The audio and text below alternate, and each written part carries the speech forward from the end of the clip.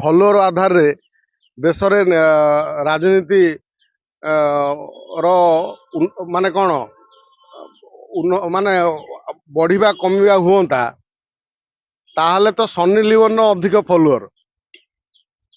ଆଉ ଗୋଟେ ହଉଛି କ'ଣ କି ସୁପରଷ୍ଟାର ଗୋଟେ, ସିଏ ତାର ବି ହଉଛି ଫଲୋଅର ଅଧିକ।